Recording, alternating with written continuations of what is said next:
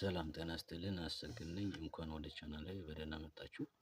አሁን የምናየው ስለ ካፓስተር ይሆናል። ካፓስተር ኤሌክትሮላይቲክ ካፓስተር ብዙ አይነት ካፓስተሮች አሉ። አሁን ያለኝ እጄ ላይ ኤሌክትሮላይቲክ ካፓስተሮች ናቸው። ከዛ ውስጥ ያው ይሄ ትልቁ ነው። ያው የተለያየ ሳይዝ አላቸው ካፓስተሮች። የኚህ ደግሞ ሲበላሹ ምን ሆናሉ ለሚሉት ይሄኛው ከተበላሸ ይሄ ያብጣል፣ ይሄ ወደ ላይ ይወጣል ወይም በዚህ ጋር ይፈነዳል። ሁለተኛ ደግሞ ይሄም ሲበላሽ እንደዛ ነው። እንዴት መቀየር እንችላለን የተቃጠለውን የሚለው ነገር እዚህ ጋር ቁጥር አለ። ያው ትንሽ ስለቆየ ቦርሳ ውስጥ እስከ ነገር እየዞረ ስለቆየ ቁጥሩ ትንሽ ለእናንተ ላይታይ ይችላል። 16 ቮልት በ1000 ነው። ይሄ ነው ከገበያ እኛ ጋር 50 ብር ነበር፣ አሁን 80 ብር ገብቷል። እኛ አርባ ምንጭ አካባቢ። ሌላ ቦታ ደግሞ ይሄ ደግሞ ያው 100 ብር በሆነ ነው። ሌላ አዲስ አበባ ነው 30 ብር ነው። ይሄም የራስ ቁጥር አላቸው። ሲቃጠሉ በራስ ቁጥር ነው የምንቀይረው።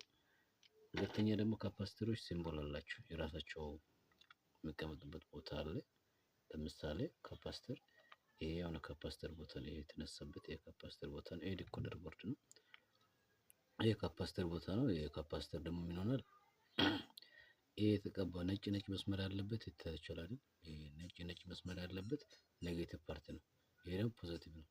ይሄን ኔጌቲቭን ፖዚቲቭ ለፖዚቲቭ ኔጌቲቭን ገልብጠን ከሰካን ካፓስተሩ ይፈነዳል። ለምሳሌ በዚህ ካፓስተር ላሳያችሁ እኮ የምታይ ካፓስተር ያው ነጩ ፓርት ይሄ ነጩ ፓርት ኔጌቲቭ ነው። ይሄ ነጩ ፓርት ኔጌቲቭ ነው። ይሄኛው ደግሞ ፖዚቲቭ ነው። ይሄን ደግሞ ስንሰካ እንደምንሰካው ይኸው ይሄ ኔጌቲቭ አደረኩት። ነጩ ፓርት ይኸው እንደዚህ አድርገን እቺን እግሯን እናስተካክልና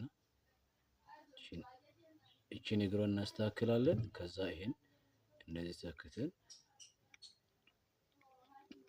እዚህ ጋር በሊድ እንሄዳለን ማለት ነው።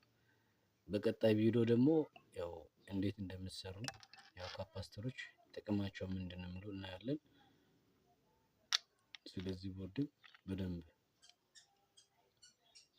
እንመለከታለን። ቪዲዮውን ከወደዳችሁትና ከተመቻችሁ ላይክ አድርጉልኝ፣ ሰብስክራይብ አድርጉ። አመሰግናለሁ።